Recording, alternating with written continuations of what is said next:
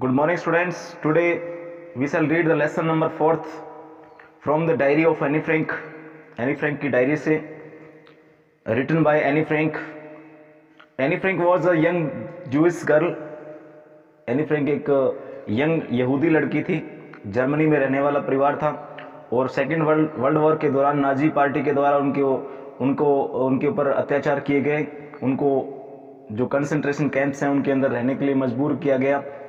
और Anne Frank ने इस डायरी के अंदर जितना भी उस समय के दौरान tragic account of difficulties faced by her family and others Jews, यानी अदर्स ज्यूज के द्वारा जितना भी और उसके परिवार के द्वारा जितना भी जो अकाउंट है, मार्मिक चित्रण करती है वो उस समय किस प्रकार के कष्ट उनको सहन करने पड़े वो उसमें लिखती है।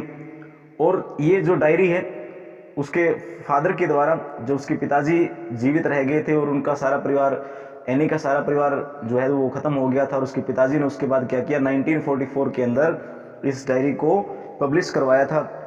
तो इसमें क्या है, एनी फ्रैंक अपने स्कूल डेज का, जब वो स्कूल में पढ़ती थी और अभी तक वो कंसंट्रेशन कैंप्स के अंदर, सीक्रेट क्वार्टर्स के अंदर नहीं गए थे, उस समय का एक बहुत अपने कह सकते हैं कि लाइफ का डिस्क्रिप्शन देती है।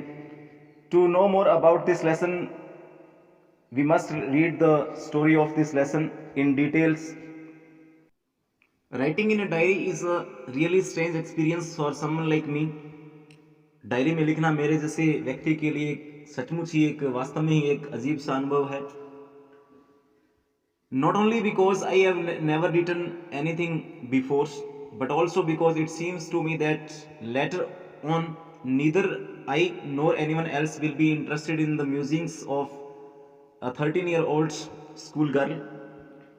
केवल इसलिए नहीं कि मैंने पहले कुछ भी नहीं लिखा है, परंतु ऐसा भी इसलिए भी है क्योंकि मुझे लगता है कि बाद में न मैं और न ही कोई अन्य व्यक्ति 13 साल की एक स्कूली छात्रा है, उसके विचारों को पढ़ने में कोई रुचि लेगा, उसके विचारों को जानने में कोई रुचि लेगा। म्यूजिंग्स का मतलब थॉट या विचार। ओह well, it doesn't matter, I feel like writing and I have an even greater need to get all kinds of things off my chest. कोई बात नहीं, इससे कोई फर्क नहीं पड़ता, इससे कोई ज़्यादा अंतर नहीं पैदा होता है। और मुझे लगता है, मैं फील करती हूँ, मुझे लिखने का शौक है, इससे बढ़कर मुझे अपने दिल से बहुत सी चीज़ों के बोझ को हटाने की आवश्यकता है। यानी हमारा जो मेरे अंदर जो बहुत बड़ा एक विचारों का बोझ है उसको हटाना बहुत बड़ी चीज है। Paper has more patience than people. I thought of this saying on one of those days when I was feeling a little depressed and was sitting at home with my chin in my hands. कागज में लोगों से अधिक धैर्य होता है। मैंने इस कहावत के बारे में उन दिनों में सोचा है जब मैं कुछ उदास अवस्था में मेरे घर पर अपने हाथों पर अपने ठोड़ी को रखकर बैठी रहती थी। bored and listless, wondering whether to stay in or go out. एकदम से मैं बिल्कुल लापरवाही, बोर होती हुई, हैरान होती हुई बैठी रहती थी, ये सोचती रहती थी कि घर से बाहर जाऊं या नहीं जाऊं। I finally stayed where I was brooding. Yes, paper does have more patience. और मैं आखिरकार मैं घर में बैठ कर के रुकती हुई ये विचार कर रही थी, ये सोच रही थी कि हाँ, कागज़ों में अधिक धैर्य होता है। And since I am not planning to let anyone else read this stiff backed notebook grandly refer to as a diary. और मैं इस बात का प्लानिंग कर रही थी, इस बात की योजना बना रही थी कि स्टिफ बैग जो नोटबुक है इसको मैं, जिसको बड़े चाव से डायरी कहा जाता है, इसको मैं किसी को पढ़ने नहीं दूंगी। Unless I should ever find a real friend, जब तक कि अगर मुझे कोई सच्चा मित्र मिल गया तो बात है। It probably won't make a bit of difference, तो इससे ज़्यादा फर्क नहीं पड़ता। वो कहती है कि मैं जिस डायरी को मैंने लिखा है, जिस डायरी को मैं डायरी कहती हूँ बड़े चाव से, मेरे विचार में मैं सोच रही थी कि इस डायरी को, स्टिफ बैग जो नोटबुक है, इसको किसी को पढ़ने नहीं दूंगी, अनलेस कि जब तक मुझे कोई अच्छा या सच्चा मित्र मिल जाए, तो इससे कोई ज़्यादा फर्क नहीं पड़ेगा कि वो इस डायरी को पढ़ सकता है या उस डायरी के बारे में, उस डायरी को देख सकता है।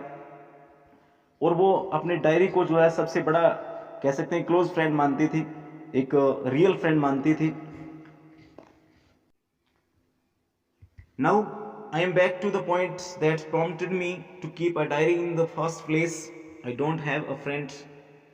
तो मैं वापस उसी बात पर लौट करके आती हूँ, उसी पॉइंट पे आती हूँ कि जिस बात ने मुझे डायरी रखने के लिए प्रॉम्प्ट किया या मुझे प्रॉम्प्ट किया, प्रेरित किया. फर्स्ट प्लेस जो पहली बात ये है, आई डोंट हैव फ्रेंड्स, मेरे एक फ्रेंड नहीं है, मित्र नहीं है. Let me put it more clearly. अब मुझे इस बात को अधिक स्पष्ट रूप से कहने दो. Since no one will believe that 13-year-old girl is completely alone in the world, क्योंकि कोई भी इस बात पर विश्वास नहीं करेगा कि इस संसार में एक 13 वर्षीय लड़की बिल्कुल अकेली है. एंड आई एम नॉट, और मैं अकेली नहीं हूँ. I have loving parents, a 16-year-old sister, and there are about 30 people I can call friends. मैं अकेली नहीं हूँ, मेरे प्यारे माता पिता हैं, एक 16 वर्षीय सिस्टर भी है, और 13 लोग ऐसे हैं जिनको मैं फ्रेंड कहती हूँ या कह सकती हूँ. I have a family, loving aunts, मेरे प्रिय चाचियाँ हैं, एंड अ गुड होम, और एक अच्छा घर भी है. No on the surface I seem to have everything. नहीं, सरफेस पे मुझे अगर मैं बाहरी तौर पे देखूं तो ऐसा प्रतीत होता है कि मेरे पास सब कुछ है, except my one true friend, केवल एक अच्छे मित्र के सिवाय. All I think about I am with friends is having a good time. इन सभी बातों के साथ सोचकर जब मैं अपने मित्रों के साथ आनंद लेती हूँ तो मैं इसके बारे में सोचती हूँ. I can't bring myself to talk about anything but ordinary everyday things. मैं रोज के जीवन की साधारण वस्तुओं के अतिरिक्त किसी अन्य विषय के बारे में बात नहीं कर पाती हूँ. We don't seem to be able to get any closer. हम एक दूसरे के करीब आते हुए प्रतीत नहीं होते हैं. That's the problem. ये सबसे बड़ी समस्या, ये समस्या मेरे साथ सबसे बड़ी समस्या है. Maybe it is my fault that we don't confide in each other. शायद मेरी यही कमजोरी है, मेरा यही कसूर है कि हम एक दूसरे को दिल की बात नहीं कर पाते हैं, एक दूसरे पर विश्वास नहीं करते हैं, यानी पर्सनली प्राइवेटली जो है एक दूसरे के ऊपर ट्रस्ट नहीं करते हैं. In any case that's just how things are, and unfortunately they are not liable to change. जो भी है मामला ऐसा ही है, दुर्भाग्य से बदलने के आसार भी नहीं है. This is why I have started the diary. इसी वजह से क्या है, मैंने डायरी लिखनी शुरू की है, मैंने डायरी लिखना आरंभ किया है.